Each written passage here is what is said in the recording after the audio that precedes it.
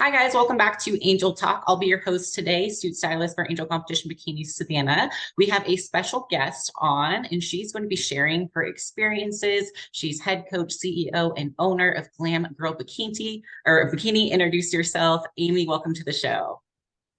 Hi, everybody. Thanks for having me, Savannah. I just wanted to start by saying I really appreciate all the content you put out with your own personal podcast, with this podcast. And I subscribe to your YouTube channel, and it's definitely motivational while I do cardio. So I'm Amy Ehinger, founder and CEO of Glam Girl Bikini. Oh, thank you. I do appreciate that. Like, I know that content is so nice for first time competitors just to see how it is, and especially with Glam Girl, you guys put out a ton of content. But I want to talk about you and your journey with competing and kind of start from the beginning. So, when did you get into competing? Tell us about how it started. When did you first hear about it? Yeah, it was actually in 2011 was my first competition, and I did figure. And I was a Division I college athlete with softball, and I was always into fitness. I was an aerobics instructor. I was a teacher for 10 years at a high school, and I was always into fitness. And after I had my kids at age 31, I actually got a note from my doctor saying that my cholesterol was dangerously high and they were going to have to put me on medication. And I had seen this lady that had done a competition in my hometown. And I just thought, what is that? I'm pretty, sports person, competitive. And if I can mix, you know, establishing a healthy lifestyle, lifting weights and eating healthy food to improve my cholesterol, I was like, sign me up. So I did my first show in figure. And then I realized that the Bikini Girls, it had just come out. There were only 2 girls in the show, but I saw those bikini competitors and I was like, that looks like a lot more fun. And plus I'm just not muscular enough to do figure. So yeah, that's kind of how that all started. And how many competitions have you done so far? I've done 30. I actually just did the math. Oh, okay. I've Wow. competed every year since 2011. And yeah, I've competed in 3 international shows overseas. And yeah, I just started competing in 2011 in figure, and then 2012 in bikini. And I just was hooked ever since. So, Oh my gosh. Okay. So out of these 30 competitions, which one is the favorite? ooh, okay. I have to actually say my most recent one in Rome. That was Okay. a really cool experience. Anytime you can compete overseas, highly recommend it. Yeah. I also really enjoyed Alicante, Spain, and San Marino, Italy. Those were all like total lifetime experiences. So Yeah. Okay. super So fun. international shows are the most fun. Yes, for sure. Okay. Because you Okay. get to experience a new place. So Yeah. it's like an adventure. And when did Glam Girl Bikini start? It started in 2017. Okay. And so, this July will be 6 years. So it doesn't seem like a very long time. I've actually been coaching since 2012. Like I said, I was a teacher for 10 years. So I always kind of did it on the side. People would ask me for help. I actually used to my very first client, we competed together. We both got nationally qualified. And I just kind of would help people out here and there. And I just really got into it more intentionally when I moved here to Kansas City. At the time, I was in a pretty secure salary position, kind of much like I've heard your story about Amazon. But I just felt like I was dying inside. Um, and I just didn't feel like I was following my true passion. And when my mom was diagnosed with breast cancer, I actually, you think your parents are going to be around forever. And it kind of, you know, speaks to you and the fact that you just like, you have to be living your best life now in the present. And so that was what got me motivated to start Glam Girl. You know, it was really scary going from a salary paid position to an entrepreneur and starting my own company. But never looked back and never regretted it. I have, passion every day. I'm excited to wake up and do what I do and help other women in the sport of bodybuilding. And bodybuilding has given me so much that I wanted to give back to the community and help other women have the joy that I've had for so many years. Yeah, very similar experience with living the corporate lifestyle, thinking that, you go to school, you go to college, you get the job, you have a salary, family, and then it's like, okay, that wasn't fulfilling me. I'm like, I love this little fitness hobby. How can we make this a full-time position? How can we turn this something that you have this like dying passion for and just like bring that like in the present day? It's like if there's something that you're doing, outside of the working experience, like you can turn your passions into work. And you hear about entrepreneurs that are doing it. They're like, every day that I wake up, it doesn't feel like a job because I love what I'm doing. And it really does make a difference when you do have passion behind what you do. So what about Glam Girls philosophies? Like what are things that you want your clients to know, or like what is something that, like, I don't know, like a theme that you like to have as like your personal coaching philosophy? Yeah, well, it kind of started with my own personal journey with some negative experiences that I had, without throwing anyone under the bus. But my very first competition, I got a packet of paper that told me what to do for 12 weeks. And I was absolutely starving. And the head judge pulled me aside and grabbed my arm and said, next time you need to eat. Wow. And I had a really bad experience with a rebound. I had no plan after the show. My coach completely did not talk to me about what to do, or, even say like, hey, you need a reverse diet. There wasn't a lot of information out, in fairness. Now we have so much information, like with social media. And I really feel passionate about educating people in that regard, because as a fitness, professional, I have someone's life in my hands. Their health, they're trusting me with their body. And if you're competitive like me, you're just going to follow that packet to the T. And you're just going to trust that that's like, this person knows what they're doing. So with us, so kind of going back to like with my mom with the breast cancer thing, the reason why I have actually the unicorn as our mascot is, how they always say like bad news comes in threes. Well, grandpa had died like literally within the week that I found out my mom was diagnosed with breast cancer. And then I got another random phone call, and this person was like, hello, is this Amy Ehinger? And I'm like, oh, great. What's coming next? And they're like, this is Von Mar. We just wanted to let you know that you won a giant inflatable unicorn. And so my daughter and I, like every time we would cry or be sad, we would always be like, unicorn floating. And it Yeah. would make us like excited. And we rode that thing into the wind, like until a pop sheet used it, and we called her Bella. So that's kind of like the actual tangible mascot. But with the unicorn, I just feel like it's this mythical, magical creature that doesn't exist, right? So I've always been, these 12 years, I've always been looking for my unicorn prep. And I saw that as a pain point in the industry, that like, there's just, to have a concierge service that is like so detailed, and the coach actually like calls you on the phone, talks to you for half an hour every week, gets to know you as a person, understands like what you do as a job. Do you have kids? Do you, have a significant other?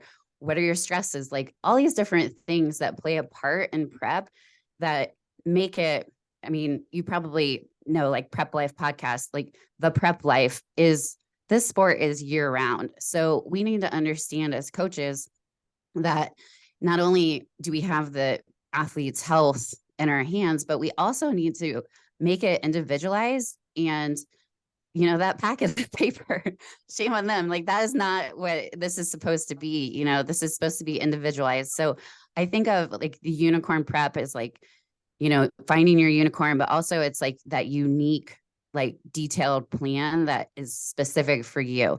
And we always tell our athletes on show day, don't ask another competitor what you are supposed to do today, because every single one of you has a different plan. You have a different body.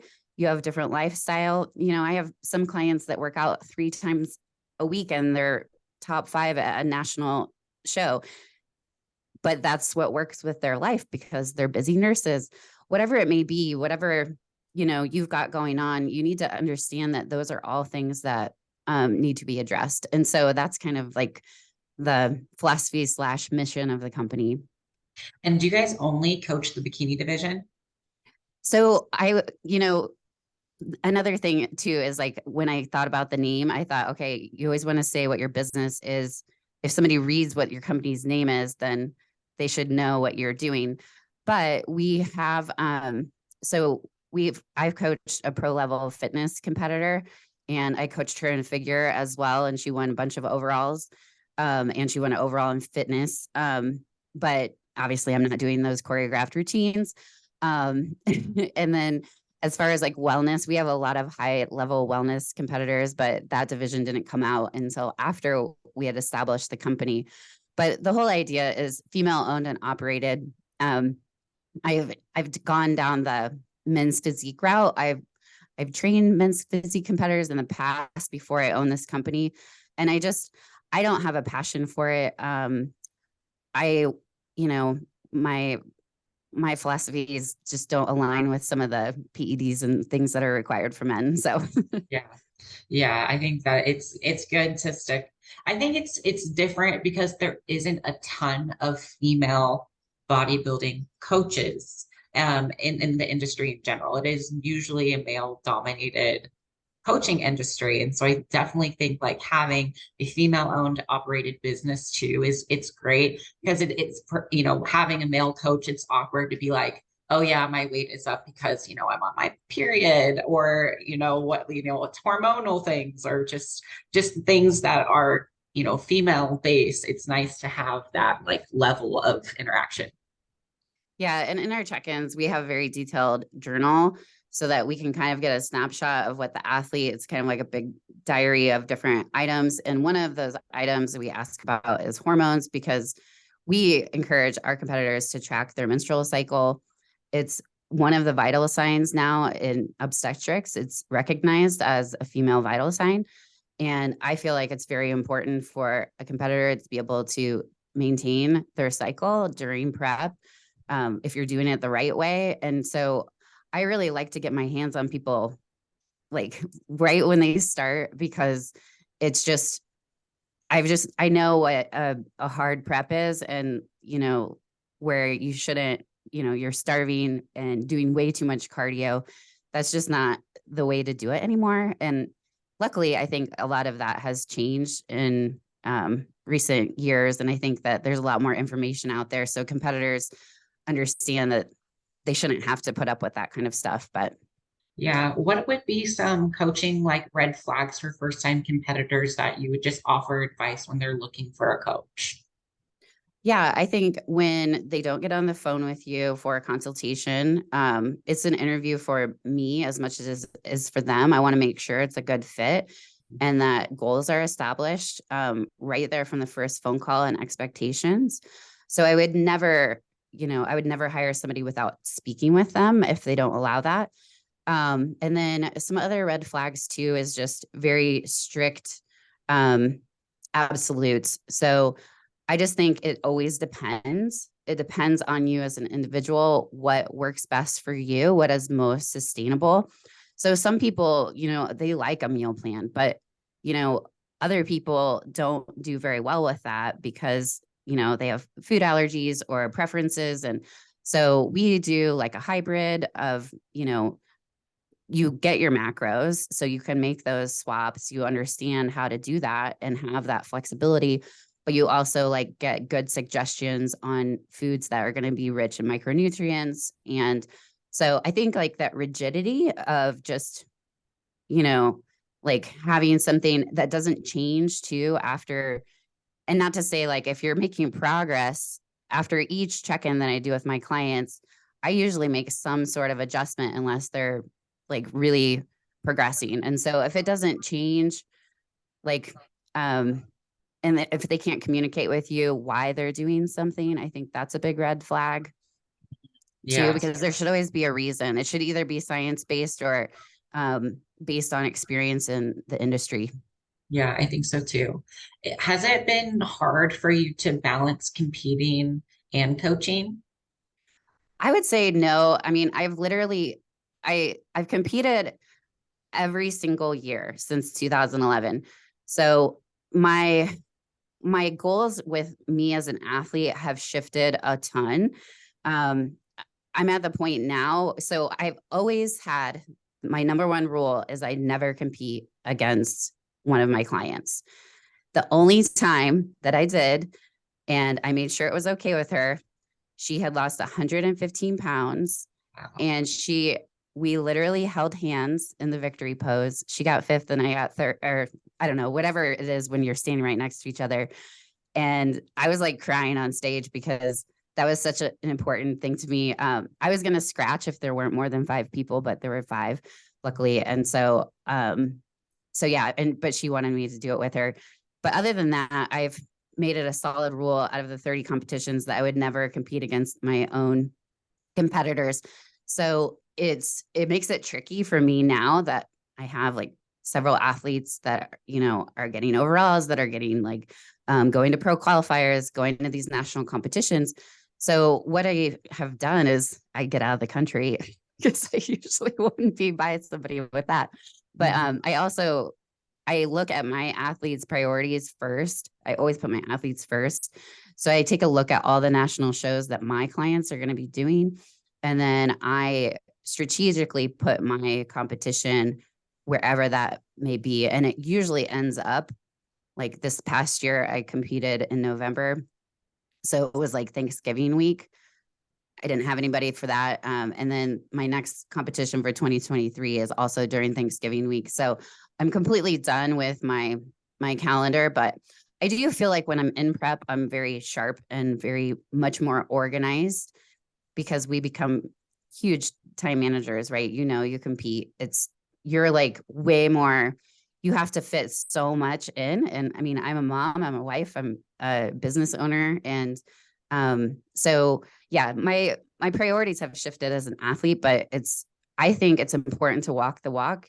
I need to be able to empathize with my competitors. Like, you know, I'm going through an improvement season right now. Like I'm feeling those feels of like, oh my gosh, like I'm fluffy. But no, I need to think about like getting my hormones back and, being able to perform in the gym. And so I can have these conversations very easily. Whereas, um, you know, so many high level coaches, they don't walk the walk. So they are putting their athletes in situations like I would never do I would always experiment on myself first. So I've probably tried every every method there is out there first, and then putting it into practice. So I'm like a lab rat first, I Yeah. guess. It's really beneficial to, just like you're saying, like it is unrealistic for a coach just to be like, yeah, 3 hours of cardio, this should be fine, without having doing it themselves and realizing, okay, well, is that realistic for this client with work, with their life? How much time they actually have to work out? Is that possible? Like just having the experience yourself of realizing like, okay, maybe that's, too much, or we need to pull back. And it's nice to be relatable and like experiencing it, so they know, like, what you're talking about, you just did it recently. And the improvement season, going through that flow of prep to improvement season, it's nice to see both sides. And having the experience to just tell the world like, this is what I'm feeling the same thing, and like going through it together. um yeah, it's interesting too, because when we look back, there's lots of, you talked about, you said you use yourself as a lab rat. What were some of your notable like competing mistakes? Yeah, well, definitely my rebound after my first show, I literally ate a whole pie. I drank beer from my cup. That was like, I won this cup as my trophy and I drank beer out of it. I ate all these foods. I literally gained 15 pounds in Oh, one day. I couldn't see my ankles. That was a huge mistake. So always have a plan, especially if you're a goal oriented person, which most of us are. You yeah. need a next step goal, and I always like, no matter if my athlete's going for a pro card, like whatever it is, we have a next step goal. Like, okay, when you go pro, then we'll set up this date for your pro debut. If you don't get your pro card at that national show, then we'll do this one. Or, maybe you need to grow, so we'll set a goal for a year later. Just not having a plan in place, like a reverse diet also. And I mean, that's like my big glaring thing that I can think of. Yeah. But yeah, I would say also just, I remember there was one year that I was following, my coach gave me the same menu, like the same set meal plan for 6 months. And my gut got so messed up after that. And that's another piece of advice I would give competitors, like put variety in your diet. As competitors, we get very repetitive. Even if we're tracking macros, sometimes we eat the same thing every day, but it is so bad for your gut flora. So that was a big mistake that I made. Yeah, I mean, those are the ones that stick out to me the most. Yeah. That post show, the post show experience. I'm glad that that's not really a thing. I feel like post show treats are starting to die off a little bit. Like they Yeah, used to be really popular, and I think people are like, I don't think we should do this anymore. Like, so now yeah, that everyone's like, maybe we should just like have a little something and then maybe stick to our diet. I remember like my first show, I went to the grocery store and was like, okay, I have to get every post show treat I've been craving, and got like two hoarding. grocery stacks full of like entire family size cookies and like king size candy bars and cupcakes and like everything I was craving for an entire 6 month period that I hadn't had. I was like, oh, I can Yes. have one bite of each of these. And by the end of the weekend, They're gone. they're gone. They're gone. If you bring Yeah. it, they're gonna be gone. Like, Yeah, so for it's sure. If you bring it, yeah, don't hoard food. Don't keep like yeah, stockpiling things up. I've done that too, where I'll bring like, yeah, I'll just start buying stuff months before the show. And then, yeah, you bring it and it's all going out. Yeah. Like even if you make like a big, I remember somebody made like a big tray of like cookies and they're like, oh, I'll share it with everybody. It's like, no, the whole thing's gonna get eaten. Like, let's be you, honest. you can justify, oh, I'm gonna share it, and then you're like, I'm gonna share it with myself and eat it. Exactly. Okay, so what about goals? So goals for personal goals in the sport and in life, and then just like business goals with the team. Yeah. So my personal goal, so for me anymore, competing is just like a privilege and a treat for me. So like I said, I like to do like make them more of like a vacation and an adventure. So I have another country that I'm going to visit that I've never visited before this year. And that's kind of my athlete goal. And it just helps me kind of like stay up with the trends, like when I'm in the trenches doing it myself. So that's kind of my personal goal and for competing. And then for my business, I want to turn several people pro this year. All of my girls that are going to different national shows and pro qualifiers. I want to put out more pros, and then I want to get more overalls than I did last year as well, for my regional like veterans. And then I've got like a bunch of kind of transformation clients too this year. So I'm excited to get people for the first time on stage. I just think that's such a fun thing too, just to get somebody introduced to the sport for the very first time and seeing what their body can do. Mhm. Super Yeah. fun. Yeah. Okay. I like that. Like, are you like, are you planning to try to turn pro yourself too?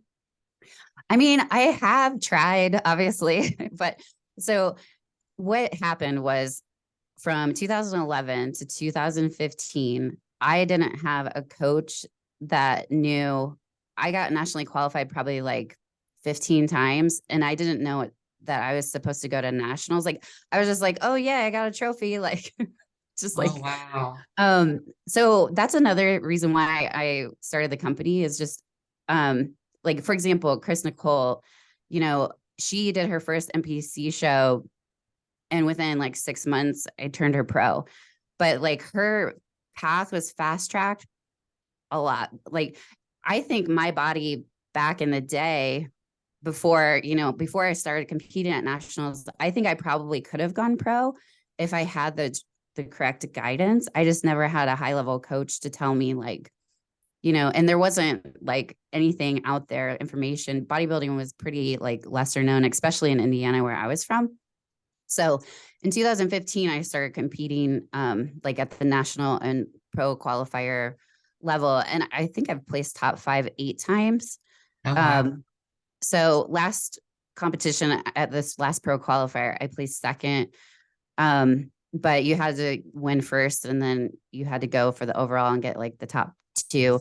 So it's just getting harder and harder. So anymore, I'm just kind of like doing it for myself as an athlete, like just to, I just don't have the genetic muscle and I know that. And so I just do it to enjoy it.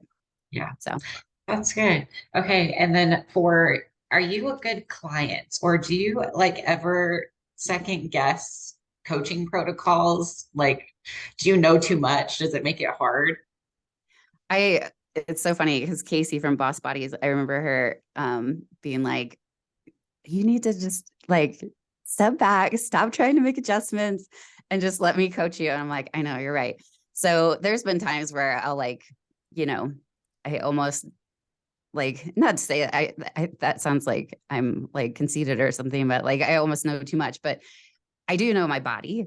And so, when I'm establishing a relationship with a coach, I definitely need them to be like a higher leadership lid than me. So right now my coach is Damien, and I mean he coaches Sid, who's like how many times has she won the Olympia? Yeah.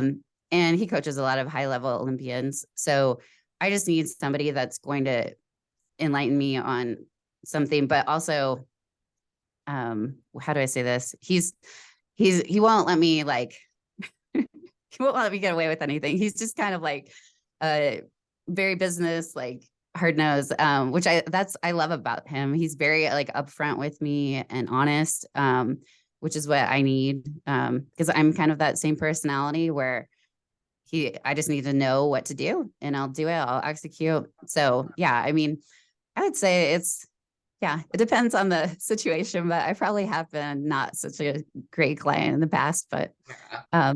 I feel like I am now. I listen. I think it happens too, like the longer that you do it and the more that you like know yourself and you're like, oh, wait a minute, wait, last time or 2 years ago, this is what we did. It really worked. Or 3 preps ago, I really liked this. Oh, are you sure? Are you sure? And you keep going back and forth. You're like, oh, I don't know about that. But just put your head down and do it too.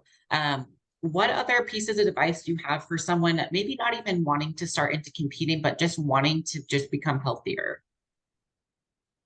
I would say, it just starts with the day to day, winning the day. It's so not sexy, or it's like all about sustainability. That's the biggest key to weight loss. Because, I have lots of different clients on different ratios for macros. Like some people really enjoy high fat, low carb. Some people really enjoy high carb, low fat. And at the end of the day, all it is just, can you sustain a caloric deficit the most consistently at XYZ? And I think that's the biggest key, is just getting in the repetitions, doing the monotony, the day-to-day things that no one sees are what's going to get you there. And establishing those habits, setting goals, those are all huge parts of, just making sure that you get your day-to-days, you're kind of winning that day. Yeah, it is. There's no secret. It's just really just starting and just keeping consistent. Like if it's not sustainable for long term, if you can't imagine yourself doing it for at least an entire year, it's not going to work. And there's no, oh, I want to get in shape for vacation. Oh, just people, I'm sure they ask you all the time, what do you do? Tell me your secrets. And you're like, I'm telling you, you're not listening. Just do the work. Like it just go to the gym, track your steps, track what you eat, hire a coach that knows what they're doing, and just stick to one thing for a consistent amount of time. Yeah. And I mean, we always reverse engineer from the very first phone call. I'll reverse engineer a client's goal, especially if they have a weight loss goal for a specific competition. And we just calculate how many weeks it's going to take to average about a pound a week for weight loss.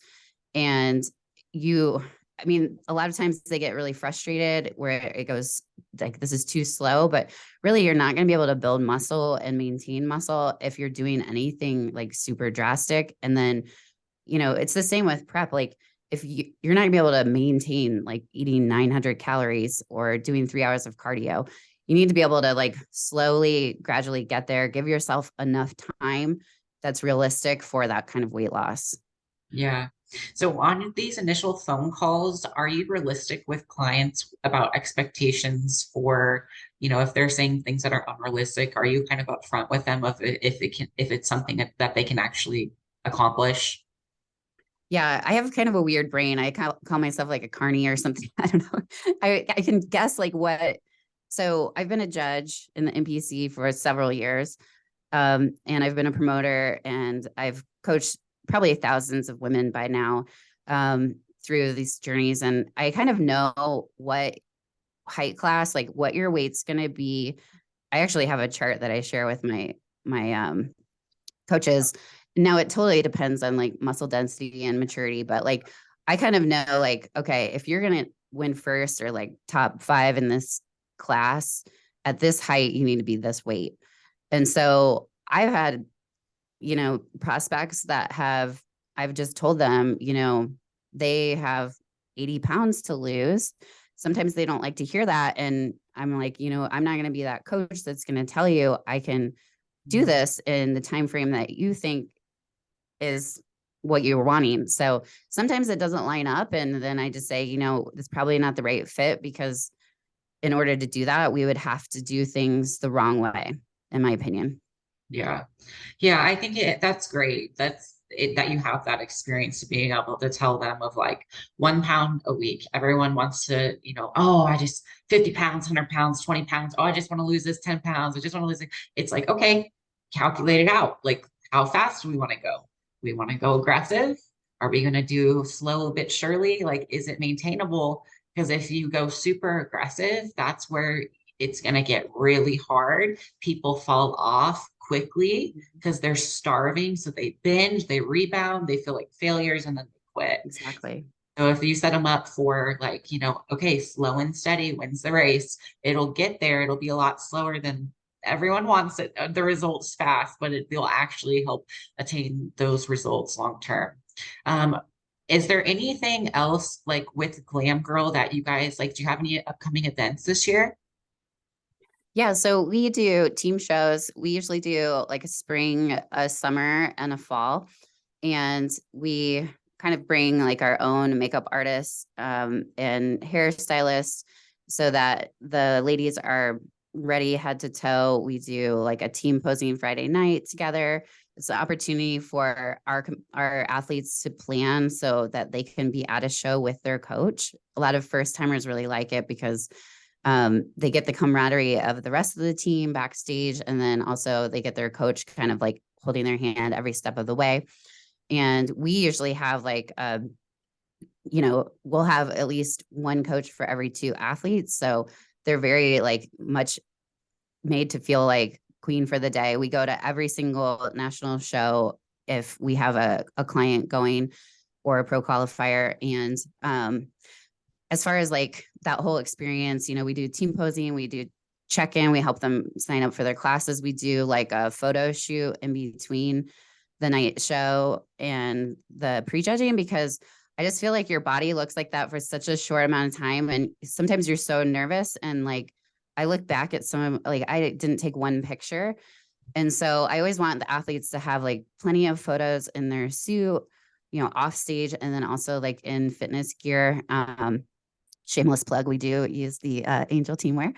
Um, and then we do like a team dinner after the show, like a celebration dinner. So I always find that so we establish a community and a culture. So I always tell my coaches they need to like basically interview the person whenever they're talking to a prospect to make sure it's a good fit for us culturally.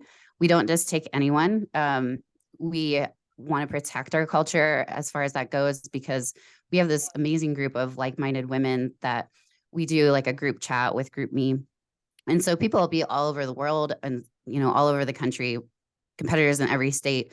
And it's like they already know each other by the time they come to this show because we like motivate each other, like, give tips, advice in this group chat. And I think that's something that makes us kind of unique too, is that we are all females as well. So we can all relate to each other.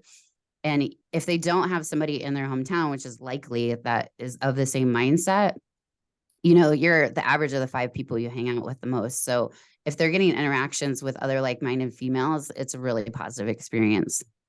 That's awesome. That community. I think that's attractive to a lot of competitors because first time competitors, a lot of times you're small town and you're the only one at the gym or in your circle of friends that's just doing this journey and you don't know anyone when you first start, and then you're looking for that community. So joining a team that has an opportunity to meet other athletes that are going to be at your show, you'll have friends. Yes, you might compete against them, but it's more about just like having them backstage with you. It's a really nice to have a group of girls going to shows together, and like post show, like if your family can't come, you don't have to worry about that. It's like you always have like friends to go out with.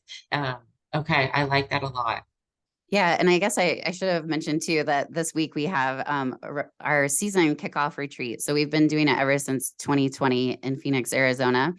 And last year we brought Celeste because I felt like the mindset piece was missing.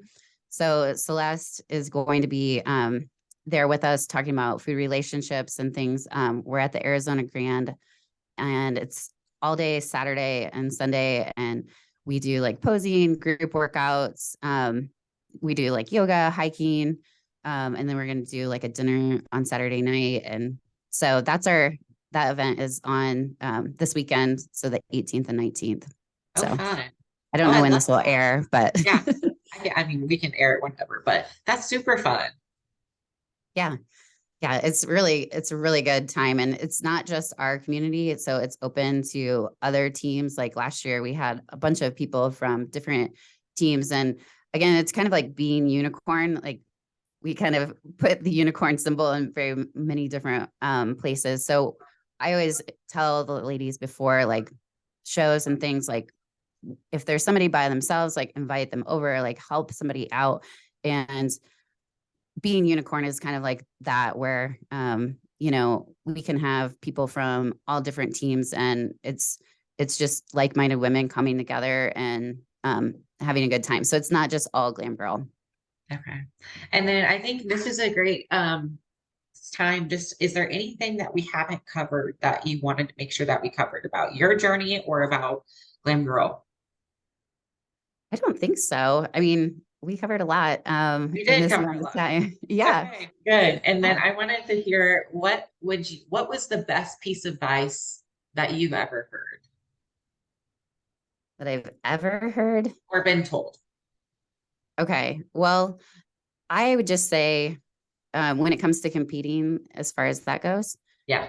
um, I mean, take your time with hiring a coach would be like my number one advice, because they're your leader of your prep, and they like literally have, like I said before, like, your life in your hands, or or in their hands. And I think that that's not something to take lightly, and you need to be well taken care of. This is, it can be an extreme sport, but it shouldn't be that extreme that it's sacrificing your health. Like the stage is always going to be there. And I think people need to understand that if you can't get there in a reasonable amount of time, then you probably should just wait. There's a ton of shows going on. You don't have to like get on stage immediately or compete back to back. Those are some things that I just think, the stage is always going to be there. So be patient with the process. I like it. And if anyone wants to follow you, join the team, reach out for coaching, how can they do so? Yeah, so you can follow us on Instagram. It's just at Glam Girl Bikini. My personal handle is AMYEHINGER. Ehinger is kind of a weird spelling. I think it sounds like anger, Yeah. mad. But it's really with an E.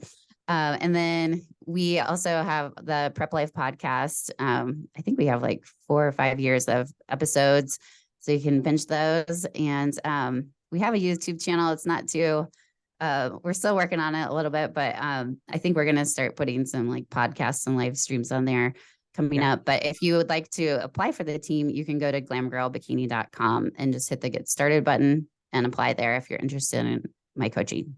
Okay. Well, I appreciate you coming on to the show. We'll get this episode posted as soon as we can, and I hope you guys have fun this weekend. Thank you. I appreciate your time. Thank you so much for everything you do, Savannah.